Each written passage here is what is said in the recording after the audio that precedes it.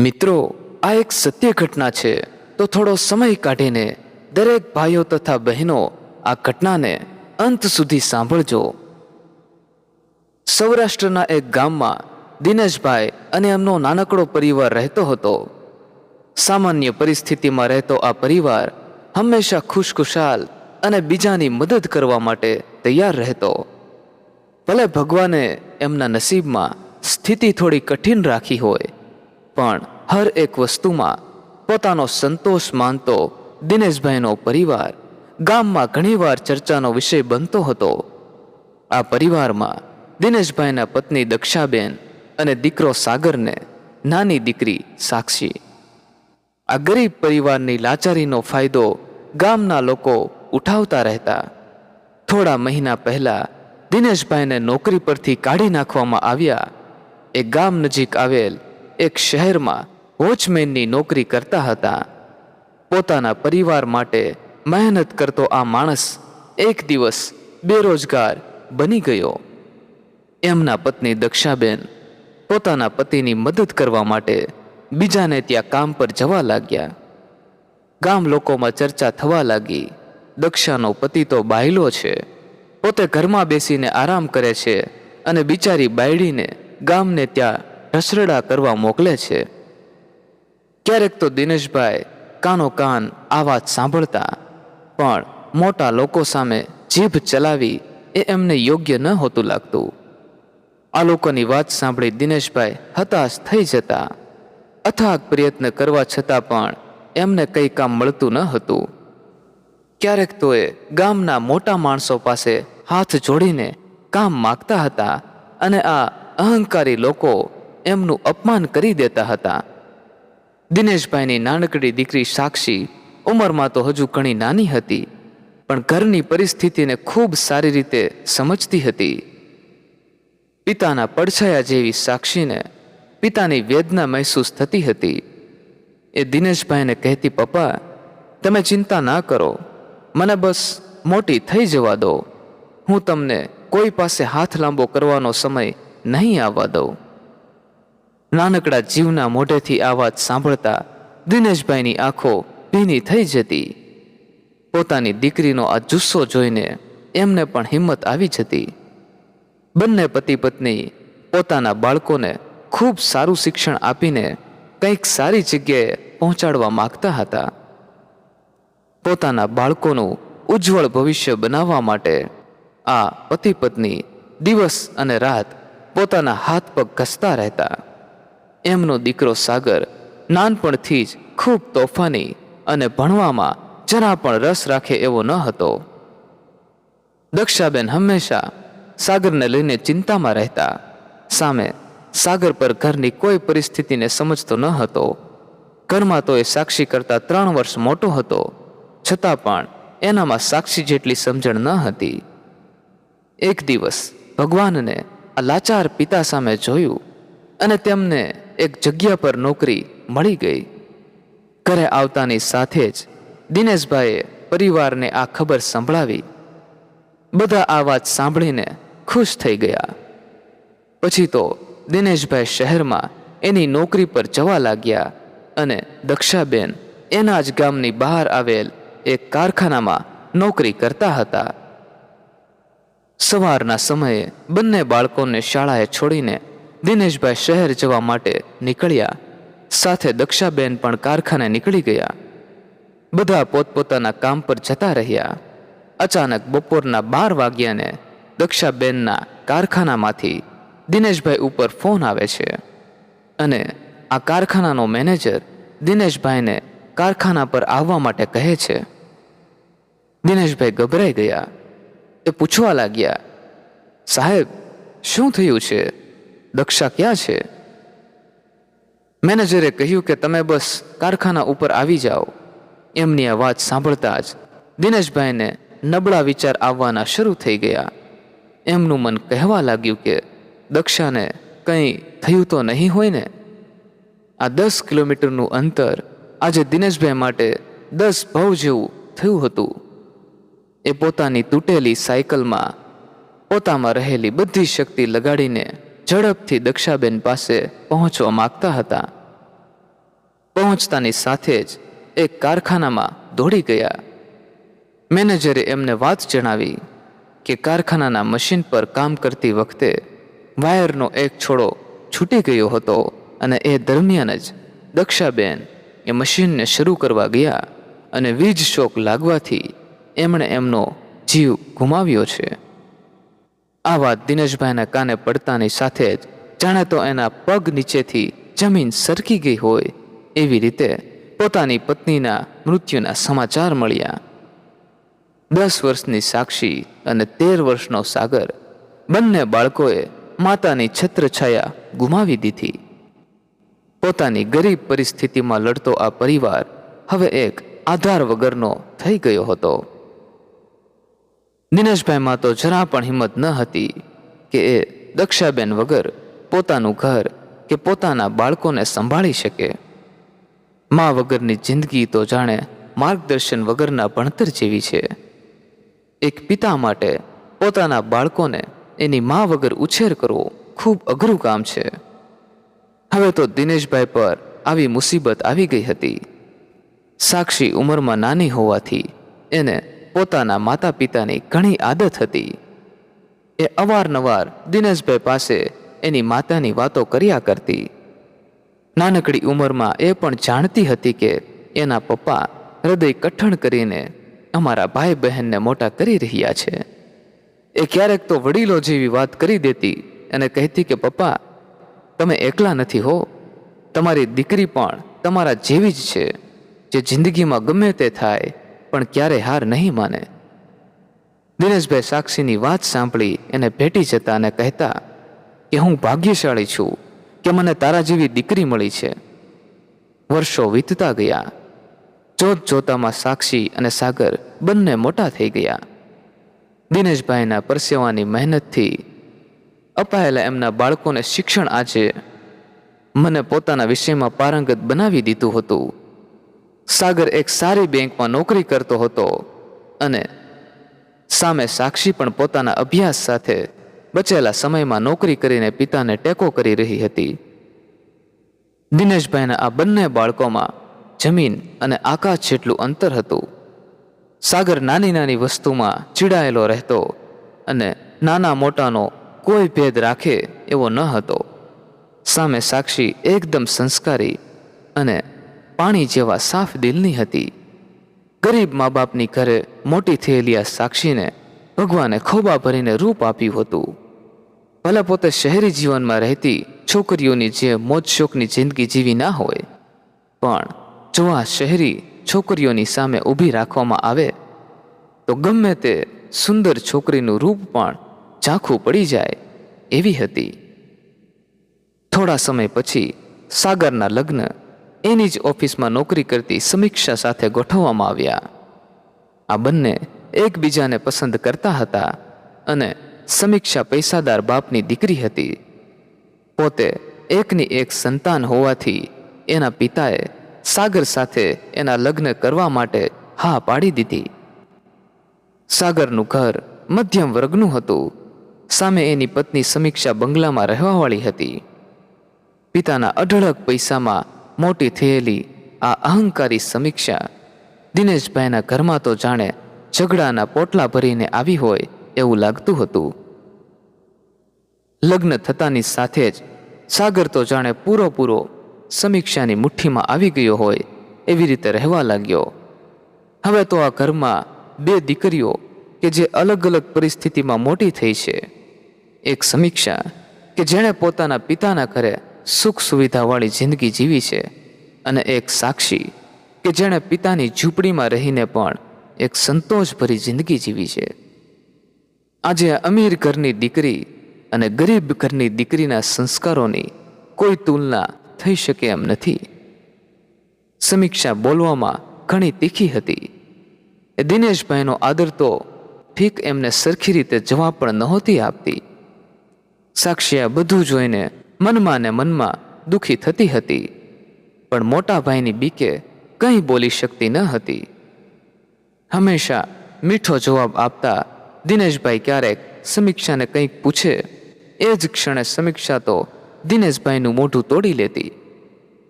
દિનેશભાઈ નિરાશ થઈને નીચું જોઈને પોતાનું કામ કરવા લાગતા. બાજુના ઘરમાં રહેતા નીતાબેન દિનેશભાઈના ઘરના લોકોથી સંપૂર્ણ રીતે વાકેફ હતા. સમીક્ષાનો વ્યવહાર આડોશ પાડોશના લોકો સાથે પણ કંઈ સારો હતો નહીં. એ તો બસ એની બહેનપણીઓ સાથે પાર્ટી કરવામાં મશગુલ રહેતી. સામે સાગર પણ ક્યારેક એને કંઈક કહે તો એના પપ્પાને વાત કરી સાગરને ધમકાવી નાખતી હતી. સાગર પૂરી રીતે સમીક્ષાના દાબમાં આવી ગયો હતો. સાક્ષી તો એના પપ્પાની તો લાડકી હતી જ, સાથે સાથે પાડોશના લોકોની પણ ચહેતી હતી. નાના બાળકો સાથે નાની અને મોટા લોકો સાથે વડીલની જેમ રહેતી, હર કોઈના આકર્ષણનું કેન્દ્ર બની જતી. નીતાબહેને સંતાનમાં કોઈ હતું નહીં, એટલા માટે તેમના પતિ રમેશભાઈ અને નીતાબેને સાક્ષીને પોતાની દીકરી જ માની હતી. મા વગરની આ દીકરીને નીતાબેનની સાળ સંભાળમાં પોતાની માતાની છબી દેખાતી હતી. થોડા વર્ષો પછી વિધાતાએ સાક્ષીના લેખ લખ્યા મુજબ એના લગ્ન નક્કી કરવામાં આવ્યા. એક પિતા તો પોતાની દીકરીને સર્વશ્રેષ્ઠ સાસરું મળી રહે એની અપેક્ષા રાખતા હોય છે. તેવી જ રીતે દિનેશભાઈ પોતાની લાડકી માટે સારા ગુણવાળો એક છોકરો પસંદ કરે છે. સાક્ષીના સાસરિયાવાળા ખૂબ પૈસાદાર હતા. એમના ઘરમાં કોઈ વસ્તુની કમી ન હતી. સાક્ષીનું એવું માનવું હતું કે પૈસાદાર લોકો ગરીબ ઘરને કંઈ માનતા નથી, અને આ ગરીબ બાપની સ્વાભિમાની દીકરી પોતાના બાપને નીચા કોઈ કહીને ના જાય એટલા માટે આ લગ્ન માટે ના પાડી રહી હતી. દિનેશભાઈ સાક્ષી માટે પસંદ કરેલો છોકરો ખૂબ આદર્શ અને સરળ જીવન ધરાવતો હતો. એક બે મુલાકાત પછી તો સાક્ષીને પણ આ છોકરો પસંદ આવી ગયો. પરિવારનો હેડમેળ થયો અને લગ્નની તારીખો લેવાય. સાક્ષીને સારું સાસરું મળી ગયું છે. હવે દિનેશભાઈની ચિંતા દૂર થતી હોય એવું લાગતું હતું. એક બાપની ફરજ નિભાવતા એમણે અત્યાર સુધી એકઠી કરેલ મૂડીમાંથી પોતાની દીકરી માટે બધો જ કર્યાવર લઈ લીધો. ભવિષ્યમાં પણ કોઈ એની દીકરીને કંઈ કહે નહીં એની એણે પૂરી તકેદારી રાખી. કર્યાવરનો આ રિવાજ એક બાપના ખભા પર બહુ મોટી જવાબદારી હોય છે. લગ્નમાં એક પિતા પોતાના કાળજાના કટકાને આપે છે અને લોકો કર્યાવર શું આપ્યું એનું ધ્યાન રાખે છે. ધન્ય છે આ લોકોના વિચારને. કદાચ જેના ઘરે દીકરીનો જન્મ નહીં થયો હોય એ જ લોકો આવી વાતો કરતા હશે. દિનેશભાઈ પોતાની પહોંચ કરતાં પણ વધારે હર્ષો ઉલ્લાસથી પોતાની દીકરી સાક્ષીના લગ્ન કરાવ્યા. મા વગરની દીકરીના પ્રસંગમાં કોઈ પણ વસ્તુની કમી ના રહે એનું દિનેશભાઈ ખૂબ ધ્યાન રાખતા હતા. જોકે સમીક્ષાને પોતાની નણંદને લઈને કોઈ ભાવ હતો નહીં. એ તો બસ મહેમાનની જેમ લગ્નમાં હાજરી આપી રહી હતી. નીતાબેન અને રમેશભાઈ આજે એના સગા માતા પિતા બનીને કન્યાદાન આપવાના હતા. સાક્ષીને આજે લગ્નના કપડામાં જોઈને દિનેશભાઈ પોતાને રોકી ન શક્યા. એ રમેશભાઈ પાસે ડૂસકા ભરીને રડવા લાગ્યા. દિનેશભાઈના જીવનનો એકમાત્ર આધાર એવી સાક્ષી આજે એને હંમેશા માટે છોડીને જતી રહેશે એ વિરહ દિનેશભાઈના આંસુઓ દ્વારા સ્પષ્ટ રીતે દેખાતો હતો. લગ્નની વિધિ સમાપ્ત થઈ. સાક્ષી સૌપ્રથમ પોતાના મમ્મીની તસવીર પાસે જઈને ઊભી. એણે અત્યાર સુધી એના પપ્પા માટે ખૂબ મક્કમ રહેવાની કોશિશ કરી, પણ અંતે એ પોતાને રોકી ન શકી અને માતાની તસવીરને લઈને ચોધાર આંસુએ રડવા લાગી. આ જોઈ દિનેશભાઈ પણ ગળગળા થઈ ગયા. આજે તો સાગર પણ થોડો ઉદાસ હોય એવું લાગતું હતું. આ બાપ દીકરીના વિરહની વેદના શબ્દોમાં વર્ણાય એવી ન હતી. દિનેશભાઈ સાક્ષીના માથા પર હાથ મૂકીને કહ્યું કે બેટા, ભગવાન તને બધી જ ખુશીઓ આપે જે હું તને નથી આપી શક્યો. મારા આપેલા સંસ્કારોનું સિંચન કરજે અને તારું ધ્યાન રાખજે. પોતાના પપ્પાના આટલા શબ્દો સાંભળીને સાક્ષી દિનેશભાઈને ભેટીને રડવા લાગી અને રડતા રડતા એણે કહ્યું, પપ્પા, તમારી તબિયત સાચવજો અને મારી ચિંતા જરા પણ કરતા નહીં. આપણા તો હૃદયના તાર ભગવાને પહેલેથી જ જોડેલા છે. તમને કંઈ તકલીફ થશે અને તમારી સાક્ષી દોડતી આવી જશે. દીકરીને વિદાય આપી સૌ પોતપોતાને ઘેર ચાલ્યા ગયા. આજે તો આ પહેલો દિવસ કે દિનેશભાઈ સાક્ષી વગર આ ઘરમાં રહ્યા હતા. એને ખૂણે ખૂણે 2 વર્ષની સાક્ષીના પગમાં પહેરેલી નાનપણની ઝાંઝરીનો અવાજ ગુંજતો હતો. અવાજ સાંભળી દિનેશભાઈ એ તરફ નજર કરે અને પાછળથી એમને અવાજ સંભળાય, પપ્પા, હું અહીંયા છું. આજે તો સાક્ષી 22 વર્ષની થઈ ગઈ હતી, પરંતુ દિનેશભાઈ માટે હજી પણ સાક્ષી એના ખોળામાં રમતી લાગતી હતી. દિનેશભાઈને મનોમન સાક્ષી પર ખૂબ ગર્વ થતો હતો કે સાક્ષી ભલે માતાની છત્રછાયા વગર મોટી થઈ છે, પણ પિતાની મહેનતને રંગ લાવીને ખૂબ સંસ્કારી અને આદર્શ છોકરી બની છે. મને વિશ્વાસ છે કે મારી દીકરી જે ઘરમાં જશે એ ઘરને તારી દેશે. એક તરફ સાક્ષીની યાદમાં ઉદાસ થતા એના પિતા દિનેશભાઈ અને સામે નવવધુ બનીને નવા ઘરમાં પ્રવેશ કરતી સાક્ષી. પોતાના નવા ઘરમાં પગ મૂકતાની સાથે જ સાક્ષીની જિંદગી પૂરી રીતે બદલાઈ ગઈ. એક દીકરી તરીકેનો સફર તો એને ખૂબ ગમ્યો હતો. હવે તો જવાબદારી લઈને એક વહુનો સફર શરૂ થઈ રહ્યો હતો. પોતાના માતા પિતાએ શીખવેલા સિદ્ધાંતો મુજબ પોતાના સાસરે રહેતી સાક્ષી થોડા જ સમયમાં પરિવારમાં પ્રિય બની ગઈ. ભગવાને ભલે આજ સુધી સાક્ષીને ગરીબાઈ અને લાચારીની જિંદગી આપી હોય, પણ અહીંયા તો સાક્ષીના સસરામાં કોઈ પણ વસ્તુની કમી ન હતી. સાથે એના સાસુ સસરાનો સ્વભાવ પણ ખૂબ સારો હતો. સાક્ષીનો પતિ સંજય કમ્પ્યુટર એન્જિનિયરિંગનો અભ્યાસ કરીને શહેરની એક નાની કંપનીમાં નોકરી કરતો હતો અને નિવૃત્ત શિક્ષકનો દીકરો કોઈ પણ આડા રસ્તા પર નહીં. સાક્ષીની સાદગીથી સંજયનું મન એના તરફ વળ્યું હતું. 2-3 દિવસમાં એકવાર સાક્ષી અચૂક એના પિતા દિનેશભાઈની સાળ સંભાળ લેતી રહેતી અને પોતાના સાસરિયાની વાતો દિનેશભાઈને કહી સંભળાવતી. દિનેશભાઈ પણ પોતાની દીકરીનો અવાજ સાંભળીને હરખમાં આવી જતા. દિનેશભાઈ પણ સાક્ષીને પોતાના સમાચાર દેતા રહેતા. અંદરથી તો મૂંઝાયેલ દિનેશભાઈ પોતાના ઘરમાં ખૂબ હેરાન હતા. સાક્ષીના ગયા પછી તો આ ઘર એને કરડવા દોડતું હતું. દીકરાની તો કોઈ આશા હતી નહીં, સામે સમીક્ષા તો એનાથી પણ વધે એમ હતી. દીકરીના ગયા પછી દિનેશભાઈના પુત્ર અને પુત્રવધુએ દિનેશભાઈ સાથે ગેરવ્યવહાર કરવાનું શરૂ કરી દીધું. દિનેશભાઈને સમયસર ભોજન તો ઠીક, પણ ઘરમાં રહેવું પણ અઘરું બનતું હતું.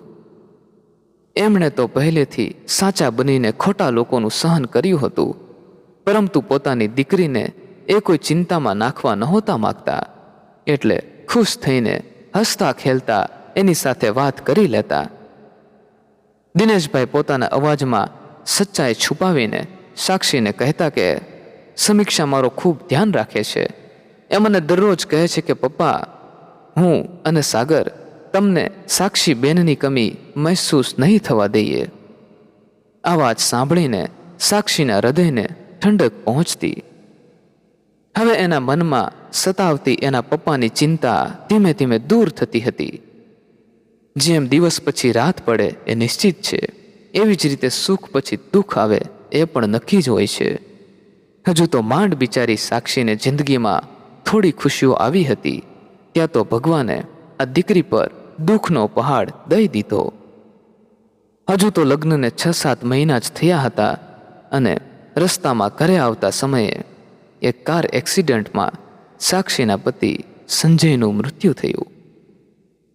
મિત્રો, આગળ શું બન્યું એ ઘટનાની વાત કરીએ તેના પહેલા જો આપ ચેનલ પર નવા દર્શક હોય તો નીચે આપેલું સબસ્ક્રાઇબનું બટન દબાવીને ચેનલને અત્યારે જ સબસ્ક્રાઇબ કરી લેજો, જેથી દરેક નવા એપિસોડની માહિતી આપને સમયસર મળતી રહે. અને દરેક મિત્રોને વિનંતી કે આ વિડીયોને પણ અત્યારે લાઈક કરી દેજો. આ ઘટનાએ સાક્ષીની જિંદગીને પૂરી રીતે પલટી નાખી. નાની ઉંમરમાં જ પોતાના પતિને ખોઈને એ વિધવા બની ગઈ. પતિના ગયા પછી તો એના સાસરામાં રહેવું એના માટે દિવસે ને દિવસે અઘરું થતું ગયું. એના પતિના અવસાનમાં સાક્ષીનો કોઈ વાંક ન હતો અને એના સાસુ સસરા સાક્ષીને મનહૂસ કહીને પોતાના દીકરાના મૃત્યુ માટે જવાબદાર ઠેરાવતા હતા. હવે તો એના સાસુ સસરાનો વ્યવહાર સાક્ષી પ્રત્યે ખરાબ થતો ગયો. સાક્ષીના સાસુ એને ના કહેવાના વેણ કહીને દુઃખી કરતા રહેતા. નાની નાની વાતમાં એના માતા પિતાને અપશબ્દો કહીને અપમાનિત કરતા રહેતા. એક દિવસ ઘરના કામમાં સાક્ષી એટલી વ્યસ્ત હતી કે આજે એના પિતાનો જન્મદિવસ હતો એ પણ ભૂલી ગઈ. બપોરના સમયે એક કામમાંથી નવરી પડી અને તરત પોતાના પપ્પાને જન્મદિવસની શુભેચ્છા આપવા માટે ફોન તરફ હરખભેર ચાલી ગઈ. સાક્ષીએ એના પપ્પાને ફોન લગાવ્યો અને જન્મદિવસની શુભેચ્છા આપી. એના પપ્પા સાથે ફોનમાં વાત કરતી જ હતી એ જ સમયે એના સાસુ એની નજર સામે આવીને ઊભા અને એના હાથમાંથી ફોન આંચકી લીધો. સાક્ષી ગભરાતા અવાજે બોલી, મમ્મી, મારા પપ્પાનો ફોન છે, મને બસ 2 મિનિટ વાત કરી લેવા દો. સાક્ષીના સાસુ ગુસ્સાભરી નજરથી સાક્ષીની સામે જોઈને બોલ્યા, તમને બાપ દીકરીને એકબીજા સાથે ફોનમાં વાત કર્યા સિવાય કંઈ કામ છે ખરું? આ ફોન બિલના પૈસા શું તમારા પપ્પાને ત્યાંથી આવવાના છે? સાક્ષીના સાસુની આટલી વાત સાંભળતા જ દિનેશભાઈના ચહેરા પર હરખના ભાવ બદલાઈ ગયા. એક ક્ષણે તો એમને સમજાયું નહીં કે પોતાની દીકરી સાથે એના સાસુ શું વર્તન કરી રહ્યા છે. નાની ઉંમરમાં જ પતિને ખોઈને વિધવા થયેલી એની દીકરી પ્રત્યે એને ખૂબ સહાનુભૂતિ હતી અને એના સાસુનો કરેલો આ વ્યવહાર દિનેશભાઈને ચિંતાતુર બનાવતો હતો. સાક્ષીએ એના સાસુ સામે હાથ જોડીને એમના હાથમાંથી ફોન લીધો. સાક્ષીએ ફોન લઈને વાતને જોડતા કહ્યું, હા પપ્પા, હું અત્યારે છેક તમને ફોન કરી રહી છું એટલા માટે મારા સાસુ મને ખીજાઈ રહ્યા છે. સવારથી હું કામમાં એટલી વ્યસ્ત હતી કે તમારો જન્મદિવસ ભૂલી ગઈ હતી. તેથી મારા સાસુ કહે છે કે આમ તો તારા પપ્પા સાથે કેટલી વાતો કરે છે. દિનેશભાઈ આમ તો સમજી જ ગયા હતા, પરંતુ દીકરીને ઓછું ના આવે એટલા માટે એની હામાં હા કરતા બોલ્યા, અરે કંઈ વાંધો નહીં બેટા, જલ્દી હવે મને મળવા આવજે, હું તારી રાહ જોઉં છું. આટલું કહીને આ બાપ દીકરીએ પોતાની વાતને પૂરી કરી. સાક્ષીના સાસુ તો સાક્ષીને રાતા પાણી રડાવતા હતા અને દિનેશભાઈ પણ એની પુત્ર વધુથી હેરાન થતા હતા. બંને બાપ દીકરી એકબીજાનું દુઃખ એકબીજાથી છુપાવીને રાખતા હતા. એક દિવસ સવારે સમીક્ષાએ પોતાની બધી સીમા ઓળંગી દીધી અને સાગરને ખોટી વાતોમાં ચડાવીને દિનેશભાઈને ઘરમાંથી કાઢી મૂકવા માટે તૈયાર કરી દીધો. સમીક્ષા કહેવા લાગી કે હું રોજ રોજ તમારા પપ્પાના ઢસડા કરવા માટે નવરી નથી. સવારે ઉઠતાની સાથે જ એમને ચા પીવાની આદત છે. હું મારા કામમાં પડી હોઉં છું. આખો દિવસ ઘરમાં જ પડ્યા રહે છે, મારી નજર સામે જ બેઠેલા રહે અને કારણ વગરના સલાહ સૂચન મને આપતા રહે. મારા કામમાં મદદની વાત તો દૂર, પણ ખોટી શિખામણ આપીને મારા કામને વધારે બગાડતા રહે છે. રૂમના બારણા પાછળ ઊભા દિનેશભાઈ સમીક્ષાની આ વાત સાંભળીને વિચારમાં પડી ગયા કે આજ સુધી એણે સમીક્ષાને એક શબ્દ પણ કહ્યો નથી. આજે એમને દક્ષાબેનની ખૂબ યાદ આવી ગઈ અને એમની આંખોમાંથી બોર બોર જેવડા આંસુઓ સરવા માંડ્યા. જેમ તેમ કરીને પોતાની જાતને સમેટીને બહારના રૂમ તરફ આગળ વધ્યા. દિનેશભાઈના પગ હવે પોતાના જ ઘરમાં એટલા ભારે થઈ ગયા હતા કે પુત્ર વધુના મોઢામાંથી નીકળેલા શબ્દ એમના પગને ઘરની બહાર નીકળવા માટે મજબૂર કરતા અને પોતાના દીકરાને સમાજનું લાંછન ના લાગે એટલા માટે એના ઘરની ખુશી માટે એમણે પોતે જ આ નિર્ણય કરી લીધો. એણે સમીક્ષા પાસે જઈને કહ્યું, વહુ બેટા, તમારે ચિંતા કરવાની કોઈ જરૂર નથી. હું મારી જાતે જ તમને તકલીફ આપ્યા વગર મારા કામ પતાવી લઈશ, અને મને માફ કરજો જો આજ સુધી તમને મારા લીધે કંઈ મુશ્કેલી પડી હોય તો. દિનેશભાઈ કળગળા અવાજમાં એના દીકરાની વહુને કહે છે. સામે સમીક્ષા તો એક તરફ ચહેરો ફેરવીને ઊભી રહી. એને તો એના દેવ સમાન સસરા સામે કંઈ લેવા દેવા ન હતા. સાગર બસ મૂંગો થઈને આ બધું જોઈ રહ્યો હતો. દિનેશભાઈ નમ આંખોએ સાગરને કહ્યું કે બેટા, આજ સુધી તારા બાપે એના સંતાનની ખુશીઓ સિવાય જિંદગીમાં કંઈ જોયું નથી, અને હું મરીશ ત્યાં સુધી હું મારા સંતાનોની ખુશીઓનું પહેલાં વિચારીશ. હું નથી ઈચ્છતો કે મારા લીધે તમારા પતિ પત્નીના સંબંધમાં કોઈ તકરાર ઊભી થાય. સમીક્ષા વહુ સાચું કહી રહી છે. મારા લીધે એને તકલીફ પડતી હશે તો હું આજથી તમને બંને જણાને આ તકલીફમાંથી મુક્ત કરું છું. સારું, હવે હું મંદિરે જાઉં છું. આટલું કહી દિનેશભાઈ બહારની તરફ ડગલા ભર્યા. સાગરને મનમાં પણ વિચાર ન હતો કે આ દિનેશભાઈના છેલ્લા શબ્દો હશે, અને એમણે મનોમન આ ઘરને છોડીને જતું રહેવાનું નક્કી કરી લીધું છે. ઘરની પાસે જ આવેલા એક મંદિર પર દિનેશભાઈ દરરોજ 1 કલાક જઈને ભગવાનની ભક્તિ કરતા હતા. આજે પણ તેઓ બેચેન હતા અને આ મંદિર પર જઈને બેઠા. ત્યાં પૂજારી એમના મિત્ર હતા. આજે તો એમને ઘણો સમય થઈ ગયો હતો. પૂજારી એમને પૂછ્યું, દિનેશભાઈ, હવે ઘરે નથી જવું? એમણે ધીમા અવાજે જવાબ આપ્યો, હવે તો મારું ઘર ભગવાનના શરણમાં જ છે. હવે મારો ઠાકર કરે એ જ ઠીક. આટલું બોલતાની સાથે જ દિનેશભાઈની આંખમાં જળજળિયા આવી ગયા. આ જોઈને પૂજારી પણ કદાચ સમજી ગયા કે દિનેશભાઈ શું કહેવા માગે છે. પૂજારીએ બંને હાથ જોડીને દિનેશભાઈને આશ્વાસન આપતા કહ્યું, કશી ચિંતા કરશો નહીં, અહીંયા જ રોકાઈ જાઓ, ભગવાન બધું ઠીક કરી દેશે. આટલું કહી પૂજારી ચાલતા થયા.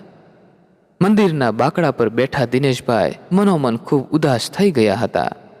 એમની આંખો સામે ભૂતકાળમાં ભોગવેલી પરિસ્થિતિમાંથી કરેલા બાળકોનો ઉછેર એમની નજર સામે તરવા લાગ્યો.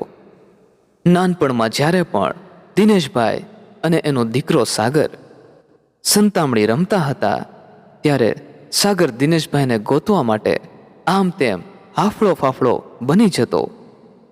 થોડીવાર પિતાને નજર સામે ના જોતા સાગર બૂમાબૂમ કરી દેતો.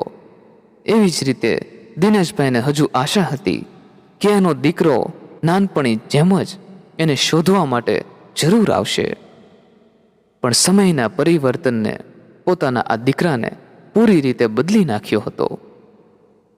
જે બાપે પોતાની જિંદગીમાં ભૂખ્યા રહીને એના સંતાનોને જમાડ્યું હતું, આજે એ જ બાપ પોતાના સંતાનોના લીધે ભૂખ્યો તરસ્યો મંદિરના ઓટલે બેઠો હતો.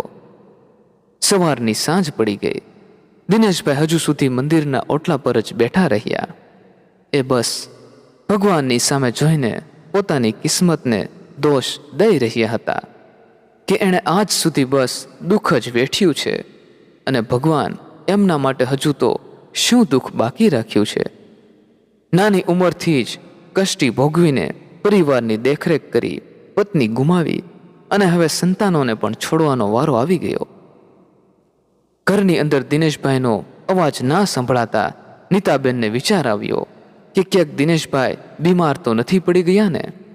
એમણે રમેશભાઈને જોવા માટે મોકલ્યા અને ખબર પડી કે દિનેશભાઈ તો સવારના ઘરે હાજર જ નથી.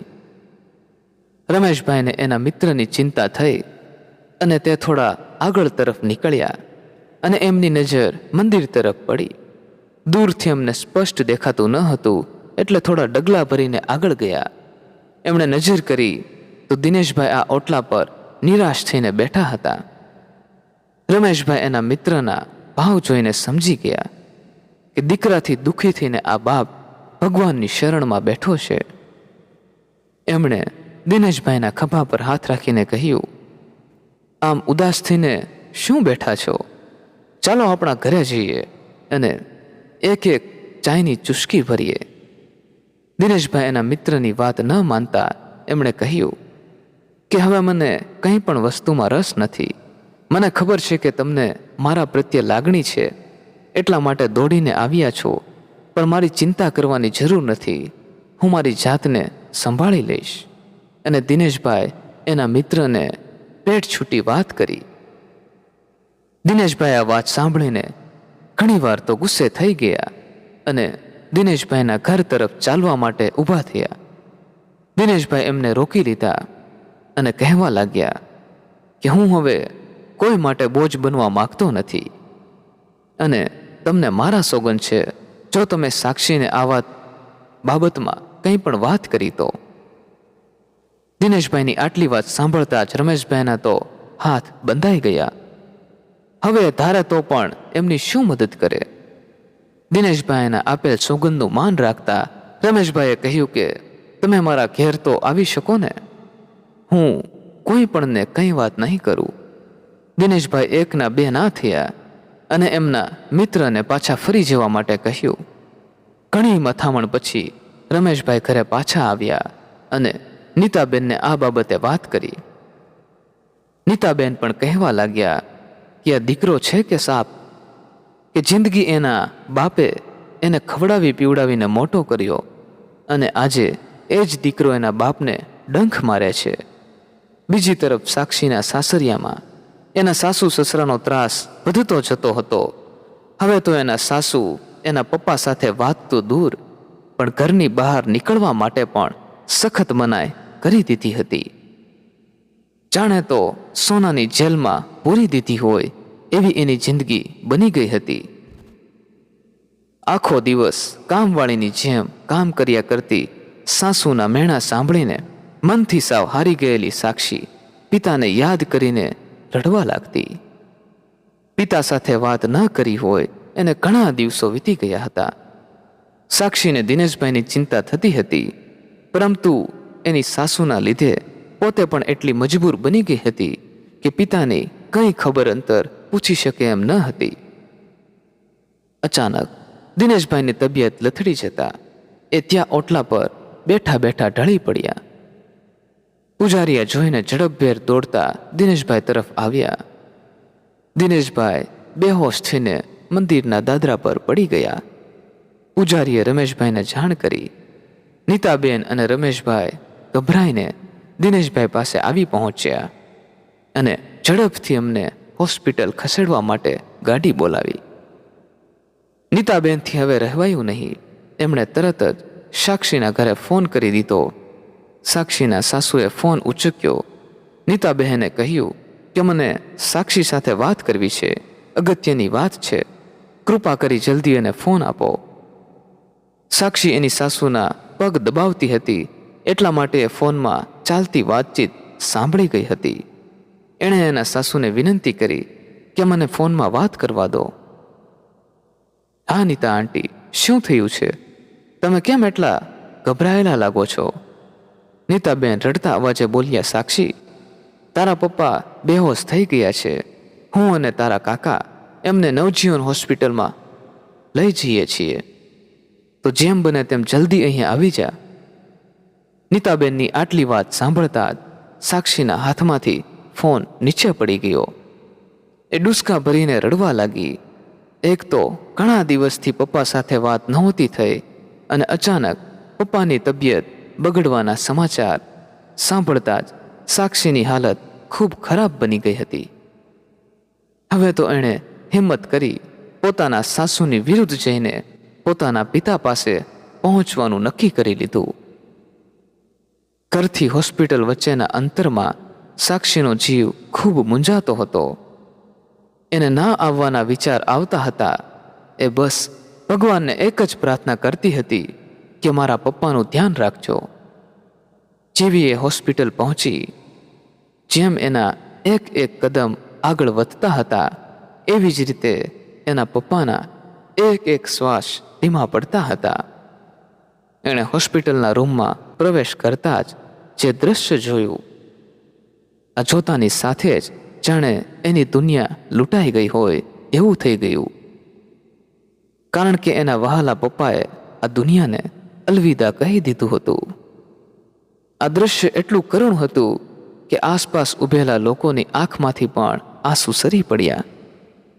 સાક્ષી તો એના પપ્પા પાસે જઈને ગાંડીતૂર બનીને રડવા લાગી.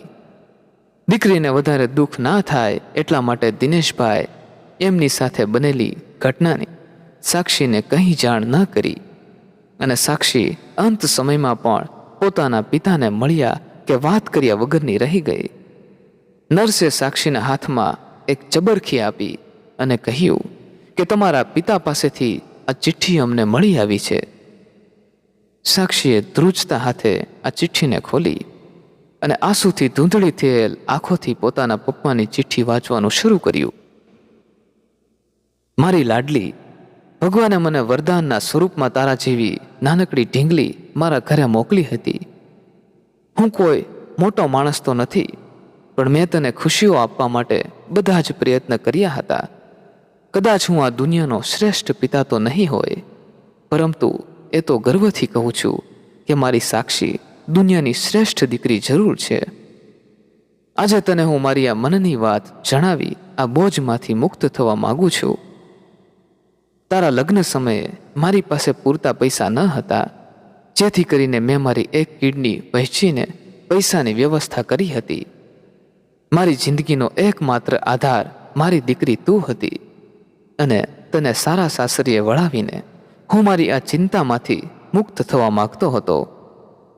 છેલ્લા થોડા સમયથી મારી તબિયત થોડી ખરાબ રહેતી હતી.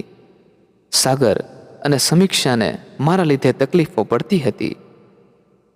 મારી આ બીમારીના લીધે એ બંને પતિ પત્નીમાં ઝઘડા શરૂ રહેતા હતા, જેથી કરી મેં જાતે જ એ ઘરેથી નીકળીને એમની તકલીફ ઓછી કરી દીધી. હું તને આ બધી વાત જણાવીને દુઃખી કરવા નહોતો માગતો. ભગવાન તારી બધી ઈચ્છા પૂરી કરે અને કદાચ મારાથી અજાણ્યામાં કંઈ ભૂલ થઈ હોય તો તારા પપ્પાને માફ કરી દેજે. મારા આશીર્વાદ સદા તારે પર રહેશે. આટલું વાંચી સાક્ષીના આંસુઓએ આ ચિઠ્ઠીને ભીની કરી દીધી હતી અને તે જમીન પર બેસીને પોતાના પપ્પાની આ ચિઠ્ઠીને છાતીએ લગાવીને કાળમીંડ પથ્થરોને પણ ઓગાળી દે એવું કલ્પાત શરૂ કર્યું. આજે આ ઘટનાને 15 વર્ષ વીતી ચૂક્યા છે. સાક્ષી હિંચકા પર બેઠી બેઠી પોતાના પપ્પાની યાદોને સ્મરણથી મનમાં કહેતી હતી કે એક પિતાથી ઉપર કોઈ હોતું નથી. પાય પાય ભેગી કરીને મેં એને મારી ખુશીઓ ખરીદતા જોયા છે. મારા પપ્પાના રૂપમાં મને તો જાણે ઈશ્વર મળ્યા છે. પપ્પાને યાદ કરીને એ વિચારતી હતી કે એના ભાઈને આજ સુધી કોઈ સંતાનની પ્રાપ્તિ થઈ નથી. ક્યાંક તો પોતાના પિતા સાથે કરેલ અન્યાયનું પરિણામ આ બંને પતિ પત્ની ભોગવી રહ્યા છે. હવે તો ઠાકર કરે એ ઠીક. મિત્રો, આ એપિસોડ આપને પસંદ આવ્યો હોય તો ખાસ વિડીયોને લાઈક કરી અને એકવાર કોમેન્ટ બોક્સમાં જય માતાજી જરૂરથી લખી નાખજો, જેથી માતાજીની કૃપા આપ સૌના પરિવાર પર બની રહે. સાથે જ મિત્રો, આપ કયા ગામથી આપણો વિડીયો નિહાળી રહ્યા છો તે પણ જરૂરથી જણાવજો. આ કહાની વિશે આપનું શું કહેવું છે તે પણ આપ અમને કમેન્ટ બોક્સમાં જરૂરથી જણાવજો. અને ખાસ મિત્રો, આપણી આ ચેનલને સબસ્ક્રાઇબ કરવાનું ભૂલશો નહીં, જેથી આવી જ સત્ય ઘટના અને સત્ય ઘટના પર આધારિત કહાની આપને સમયસર સાંભળવા મળતી રહે. ફરી મળીશું મિત્રો કોઈ નવા એપિસોડ સાથે. ખૂબ ખૂબ ધન્યવાદ. જય મા ગાત્રાળ. જય શ્રી કૃષ્ણ.